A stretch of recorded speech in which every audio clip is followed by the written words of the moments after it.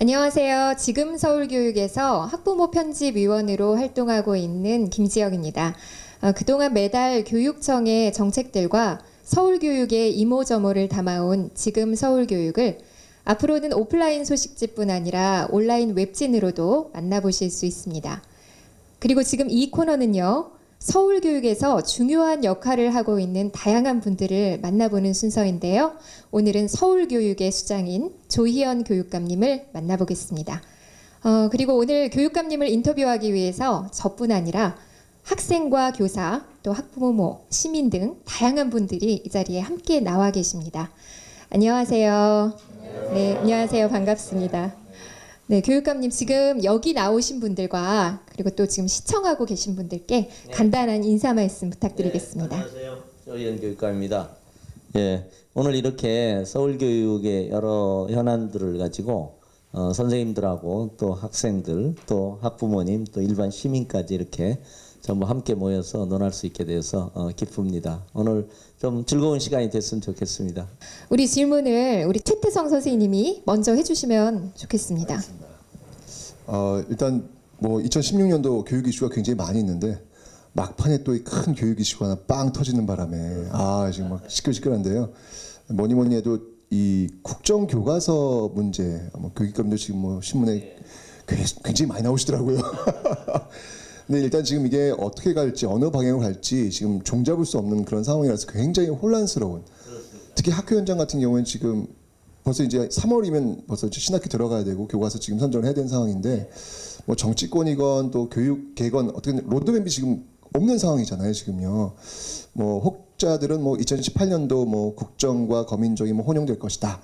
뭐 이런 얘기도 있는데 앞으로 어떤 방향으로 갈 것이며 거기에 또 교육감님은 또 어떤 방향으로 또 이런 것들 대응할 것인지 정말 궁금하거든요. 예, 한번 좀 답변 좀 해주시죠. 아니 뭐 이 점에 대해서는 정말 서울 역사교사 중에 가장 대표적인 최태성 선생님이 지혜를 좀 주셔야 될 것 같다는 생각을 갖는데, 어쨌든 저는 국정교과서 자체가 어쨌든 정말 이런 표현이 어떨 좀 시대착오적이다는 생각이 들어요. 이게 미래지향적도 아니고 우리 아이들이 정말 정답을 암기하는 교육을 넘어야 되는데, 이게 이제 옛날에 배우던 역사 정답은 이게 아니고 이게 정답이다는 것을 가르치기 위해서 국정교과서를 새로 만드는 것이거든요. 그러니까 이건 우리 시대적 흐름에 전혀 맞지 않는 것 같아요. 이제 단지 이렇게 강행을 하는데 전 선생님 말씀하신 대로 정말 어떻게 할 거냐. 근데 저는 교육부도 뭔가 좀 태도 전환이 있을 것 같고 그렇게 요구를 하고 있습니다. 왜냐하면 일단 철회하는 게 가장 깨끗한 방법이 있겠죠. 아니면 1년 유예하는 방법이 있습니다. 그리고 최 선생님 말씀하신 대로 국정과 거민정을 이렇게 혼용하는 그런 방법 등이 이제 현재로서 이렇게 있는데, 저는 국민적인 여론으로 볼 때 강행하기는 어려운 것 같아요. 그리고 서울에 저도 한번 여쭤봤어요. 역사 교사 선생님들이 국정교과서에 대한 입장이 뭐냐 그러니까 99%가 반대하신다고 그러더라고요. 그러니까 그런 상황에서 말하자면 국정교과서를 하기도 어려운 상황이고, 만에 하나 이제 정말 강행을 한다 그러면 어쨌든 어떤 형태로든지 좀 막고, 그 다음에 저희가 어쨌든 혼란을 최소화하기 위해서 철회나 유예를 전제로 해서 한번 대화라도 하자, 이런 입장까지도 내놓고 있는 상황입니다. 네, 이번에는 지금 서울교육의 학부모 편집위원으로 활동하고 계신 안영신 위원님이 질문해 주시죠. 네, 광장의 열기가 매우 뜨겁습니다. 예, 그 민주주의라고 하는 것이 살아 움직이는 삶의 총체적 양식이라고 이제 그렇게 구현되어야 한다라고 얘기를 하는데, 우리 지금 광화문 광장의 이 열기 안에서 그 살아 움직이는 정말 민주주의 교육이 일어나고 있다, 이렇게 생각이 들고요. 그 안에 이제 어린이 청소년들이 나와서 이렇게 발언하는 것들을 보면서 학교 안에서 굉장히 민주주의 교육이 잘 되어 있구나, 이런 생각들도 좀 이렇게 들었었는데, 실제적으로 그런데 여러 가지 이제 제도적으로나 시스템이 제대로 갖추어져 있지 않는 상황에서 학교 안에서 실질적 학교 민주주의를 구현하기 위해서 또는 이렇게 작동하게 하려면 어떤 부분들이 좀 필요할지, 어떤 변화가 있어야 할지 예, 의견 여쭙고 싶습니다. 예, 안 선생님 말씀하신 대로 저는 학생들이 민주주의를 배우는 게 꼭 교실에서만 배우는 건 아닌 것 같아요. 저는 광장에서 민주주의를 배우고 있다, 이런 생각이 좀 들고, 지난 한 2년여 동안 저희가 교복 입은 시민 프로젝트라고 그래서 학생들이 교복을 입은 시민이다. 교복을 입었지만 당당한 시민이고 교육감 시민이고 교사 시민이고 똑같은 시민이다. 이런 각도에서 이제 학생들의 어떤 주체의식이라든가 권리의식이라든가 자치의식 이런 것들을 이제 좀 육성하는 교육에 꽤 중점을 두었는데 저 개인적으로는 그래도 그런 게 좀 누적이 돼서 이렇게 조금 정말로 다른 시민적 학생, 주체적 학생이 이렇게 나타나는 것 같구나 해서 저는 굉장히 마음이 기쁜 상황이고요.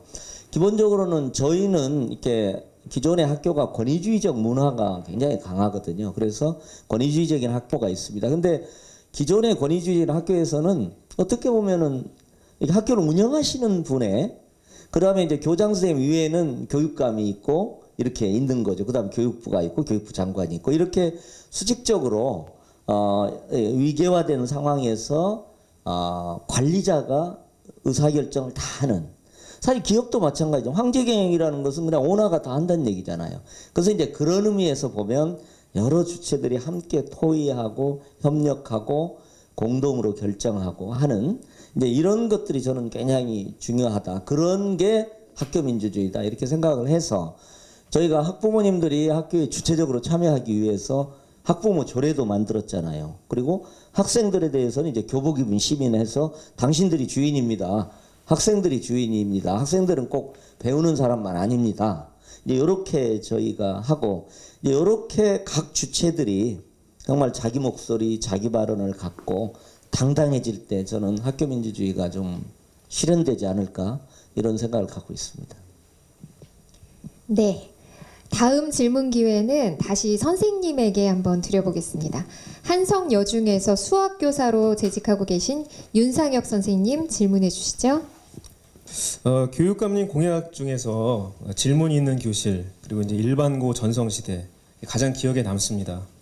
제가 이제 중학교에 있어서 그런지는 잘 모르겠지만 학교 현장에서는 그 질문이 있는 교실이나 일반고 전성시대가 아직까지는 그렇게 피부에 와닿지는 않는다는 생각이 좀 들어요. 그래서 지금까지 교육청에서 어떤 노력을 해 오셨는지 그리고 교육청에서만 앞장선다고 될 건 아닌 것 같고 그렇습니다. 학교에서도 발맞춰 나가야 할 텐데 학교에서는 어떻게 발맞춰 나가야 될지 뭐 그런 걸 좀 말씀해 주셨으면 좋겠습니다. 예, 지금 마지막에 말씀하신 것처럼 이렇게 위에서 교육청이 어떤 정책을 한다고 학교가 바뀌는 건 아닌 것 같아요. 오히려 선생님들이 진정한 교육을 해서 아래로부터 이렇게 직접 솔선수범하시면서 하시는 일, 그걸 우리가 정책적으로 지원해서 더 잘 되도록 하는 것. 이게 이제 굉장히 중요한 게 아닌가 하는 생각을 갖고 있고요. 이제 그런 의미에서 보면 질문 있는 교실이나 말씀하신 일반고 전성시대 같은 것도 좀 그것을 위한 선생님들의 어떤 역동적인 정말 그 흐름들이 좀 나타나고 그것이 이제 우리가 하는 여러 가지 행정적, 재정적 지원 정책하고 이렇게 함께 가는 그 시너지를 내는 이런 가방이면 좋겠다는 생각이 좀 들고요. 질문 있는 교실은 지금 뭐 어쨌든 교실 안에서 훨씬 창의적으로 아이들을 가르칠 수 있는 그런 일종의 수업 혁신, 교실 혁신 방법에 대해서는 저희가 뭐 기존에 이제 여러 시도들이 있잖아요. 하브루타라든가 뭐 원탁 토론부터 거꾸로 교실 이런 여러 가지 좀 새로운 교육 방법에 대한 교사 연수에서부터 사례 공유, 워크숍 이런 여러 가지들을 이제 하고 있고요. 그리고 일반고 전성 시대는 저희가 예산이 굉장히 누리과정 등으로 부족한 상태지만 거의 1억 내외의 예산을 일반고에 지원해 드리면서 어쨌든 아이들이 필요한 모든 것들을 다 해라. 심지어는 대학 입시를 할 때도 그 포트폴리오라고 하는 게 있잖아요. 거기에 기록될 수 있는 다양한 활동이 돈이 없어서 못하지는 않게 해야 되겠다. 이렇게 해서 저희가 없는 예산에도 1억 내외 예산을 학교에 지금 지원을 해드리는데 선생님 말씀하신 대로 이런 게 있는 것 같아요. 막 역동적으로 하던 데는 야 이렇게 교육청에서 이렇게 재정을 많이 지원해 주니까 하고 싶던 걸 다 하고 해요. 어떤 데는 말하자면 이게 지원금 쓰기도 너무 힘들다. 뭐 이런 얘기를 하는 게 그러니까 학교 현장에서의 그 어떤 분위기나 문화 역동성의 차이가 저희가 학교의 지원 정책의 효과도 이렇게 다르게 하는 게 아닌가 저는 요즘 그런 생각을 많이 하고 있습니다. 네, 연관된 질문도 좋고요. 새로운 질문도 좋은데요. 질문 하나 더 받겠습니다. 네, 김영준 학생. 저는 여기 있는 모든 분들한테 물어보고 싶은데요. 현재 쉬운 질문. 예, 쉬운 질문입니다. 그렇게 어려운 질문은 아니고 현재 이제 나라도 이렇게 힘든 상황에서 많은 청소년들이 자신의 뜻으로 광화문에 나가서 자신의 뜻을 표출하고 많이들 표현을 하는데요. 현재 어른들이 보기에 청소년들은 그냥 공부나 할 것이지 못하러 시위에 나왔느냐, 아니면 뭐 그냥 앉아서 공부나 해라, 너는 현재 표현할 자유가 없다, 이런 말들을 많이 하세요. 저는 이런 말을 들으면 좀 화가 나긴 하지만 혹시 여러분들은 이 청소년들을 어떻게 생각하시는지 저는 그것을 물어보면 그 합니다. 정답을 최태성 선생님이 알고 계실 것 같은 느낌이 듭니다. 네.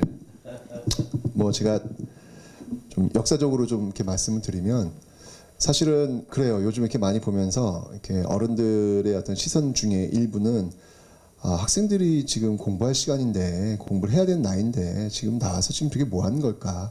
물론 이제 그런 것들 이제 기성세대에 대한 반성에서부터 나오는 또 걱정 어린 그런 모습일 수 있다라는 생각이 드는데, 조금 역사적인 어떤 성찰을 해보면 일제 강점기 정말 그 혹독했던 일제 시대 때 항상 중심에 있었던 사람들이 누구냐면 학생들이거든요. 3.1 운동 때도 그랬고 60만세 운동 때도 그랬고 광주 학생 항일 운동 때도 그랬고 또 현대사도 마찬가지였죠. 현대사에서도 4.19 혁명, 늘 학생들이 중심이 되어가지고 시대의 어떤 잘못된 오류에 대해서 아니오시다라고 이야기했던 게 학생들이었거든요. 저는 우리 기성세대들이 이 학생들은 정말 역사의 거인이었고요. 푸른 하늘을 마음껏 나르는 독수리였다라는 생각이 들어요. 그런데 그 독수리를 닭장 속에 가두고 있다라는 생각이 듭니다. 그런데 닭장 속에 있는 그 독수리도 자기가 독수리인지 몰라가는 거예요. 길들여지는 것이죠. 그저 어른들이 주는 이렇게 점수를 이렇게 쪼아 먹으면서 마치 자기가 닭인 줄 아는 그런 모습들도 많이 보이고 있는 것 같아요. 과감하게 그 닭장을 뛰쳐나올 수 있도록 어른들이 도와줘야 되고요. 또 학생들도 좀 그런 것들을 느껴야 되지 않을까. 저는 지금이 바로 그런 민주주의를 다시 한번 배울 수 있는 그런 시대의 중심에 또 우리가 있지 않나라는 그런 생각이 듭니다. 이번 질문은요. 여기 마을에서 다양한 활동들을 하고 계신 허선희 학부모님이 해주시죠. 교육감님께서 아까 조금 전에 교육기관의 생태관계가 많이 바뀔 예정이다 이런 얘기를 하셨는데, 저는 그러니까 마을과 함께하는 방과후 학교 시범사업에 대해서 질문을 드리고 싶거든요. 그 시범사업 내용을 제가 잠시 보니까, 그러니까 마을 교육 자원을 자치구가 발굴 육성하는데 그 사례로 사회적 협동조합 이런 것들이 이제 있었더라고요. 그래서 저는 그러니까 지역에서 그러니까 소비자생활협동조합에 소속되어 활동을 하고 있고, 마을 예술 창작소에서도 이렇게 활동을 하고 있어요. 네.